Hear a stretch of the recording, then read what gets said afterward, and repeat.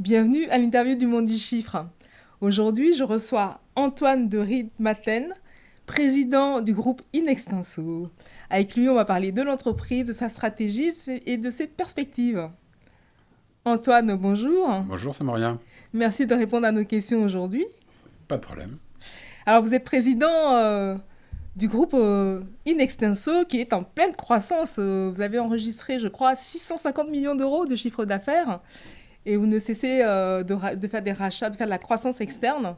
Alors, on fait aussi de la croissance interne. C'est généralement Oui, moitié croissance interne, moitié croissance externe.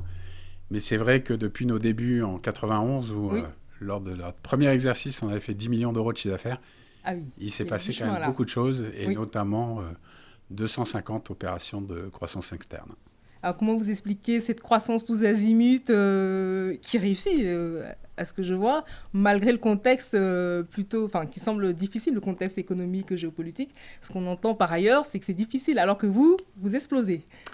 En fait, l'avantage de nos professions, c'est que nos clients aient des bons résultats ou des mauvais résultats, tant qu'ils ne sont pas en dépôt de bilan, ils ont besoin de nous, ils ont besoin qu'on les accompagne. Donc, en fait, on est moins sensible aux variations économiques, donc à la réserve près des défaillances.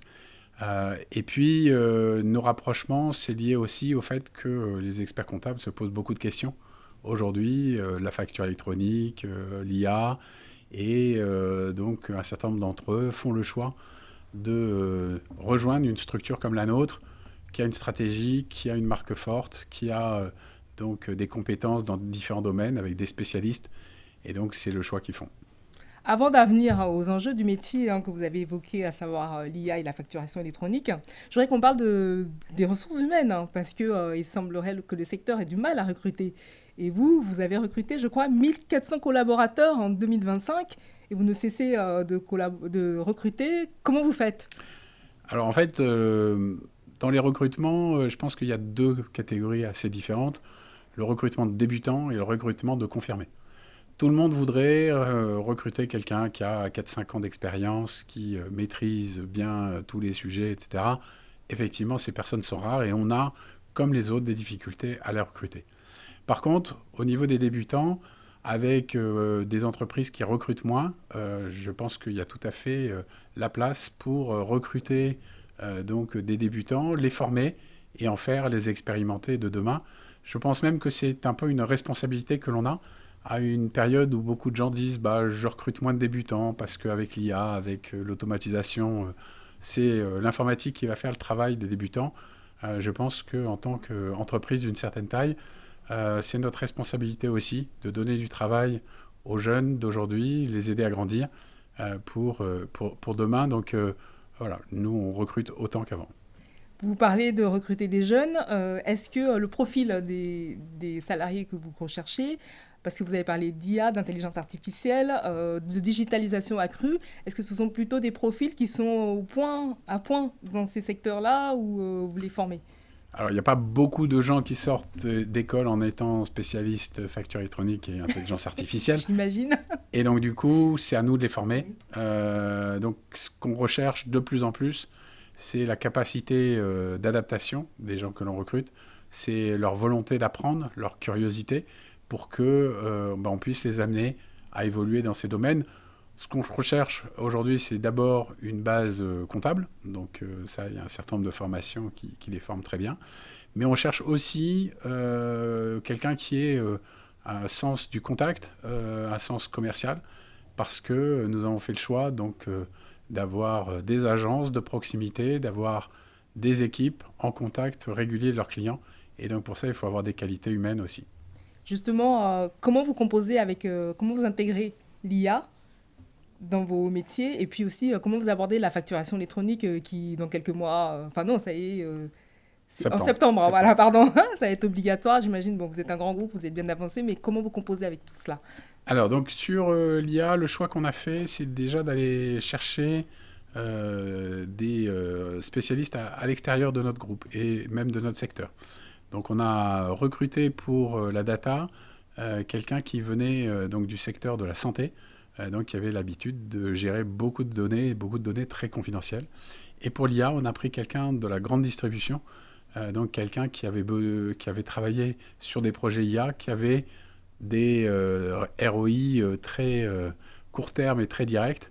Donc ça, c'est la première chose que l'on a fait. Deuxièmement, on a la chance d'avoir 120 000 clients, donc de la data, on en a beaucoup, et donc on peut entraîner nos modèles là-dessus, et 7 500 collaborateurs, donc on a effectivement cette masse. Et donc on a décidé de créer un cloud interne et de faire en sorte que nos outils IA ne travaillent que sur nos données, et donc du coup d'éviter ainsi tous les sujets de qualité des données IA, tous les sujets aussi de perte des données que lorsqu'on utilise des outils externes avec nos données qui peuvent aller à l'extérieur. Donc nous, on a fait le choix interne et ainsi, du fait du nombre, pouvoir travailler dessus. Vous continuez votre croissance externe, interne, mais aussi vous investiguez de nouveaux champs, à savoir le secteur non marchand. J'ai vu que vous vous intéressez à l'économie sociale et solidaire. Pourquoi ce choix ? Alors, c'est pas nouveau, et donc c'est un secteur qui représente une trentaine de millions d'euros de chiffre d'affaires chez nous. Donc, c'est un secteur qui a une importance. Et c'est à la fois important en termes de chiffre d'affaires, d'activité. C'est aussi important par rapport à l'image que l'on veut donner d'être des experts comptables dans chaque ville, dans chaque région, qui s'intéressent à leur vie locale. Les associations sont généralement locales, voire donc régionales, mais plutôt ces clients qui nous intéressent. Et donc c'est aussi pour nous une façon de nous intégrer à la vie locale de nos régions. Je vais aborder un sujet qui n'est pas forcément joyeux, à savoir qu'en 2025, la haute autorité de l'édite a sanctionné 7 sociétés de commissaires aux comptes de votre réseau. Qu'est-ce qui s'est passé? Quelles mesures correctives avez-vous mis en place pour le pallier? Alors ce qui s'est passé, en fait, ça faisait suite à des contrôles qui avaient eu lieu juste au moment où on était sorti de Deloitte.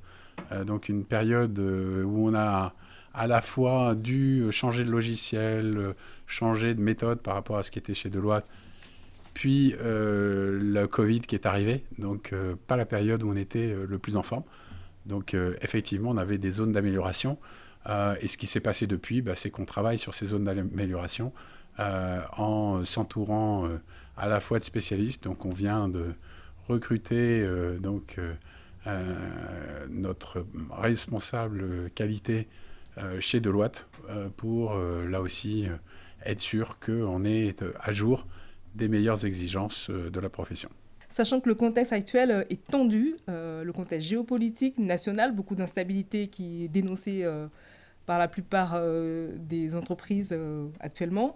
Comment vous voyez les années à venir? Comment composer avec ça? Quelles sont les perspectives pour Inextinso? Alors nous, en tant qu'entreprise, d'une certaine façon, on a fait le choix d'être avec un certain niveau de trésorerie qui nous permet de mieux vivre ces périodes de haut et de bas. Et puis, pour notre activité, en fait, ces difficultés, cette incapacité à prévoir permettent de renforcer notre lien avec nos clients, puisque nos clients ont beaucoup de questions. Et c'est dans ces moments-là que nos clients voient à quel point on est utile. Quand tout se passe bien, nos clients peuvent avoir moins besoin de nous. Aujourd'hui, ils ont besoin de nous. Ils ont besoin de nous pour discuter avec leurs banquiers, demander des emprunts. Ils ont besoin de nous pour réfléchir à leurs choix stratégiques et de savoir s'ils ont les moyens de ces choix. Donc, ils ont beaucoup besoin de nous. Et quand nos clients ont besoin de nous, c'est toujours bon aussi pour notre activité. Antoine de Riedmaten, merci beaucoup. Merci d'avoir répondu à nos questions.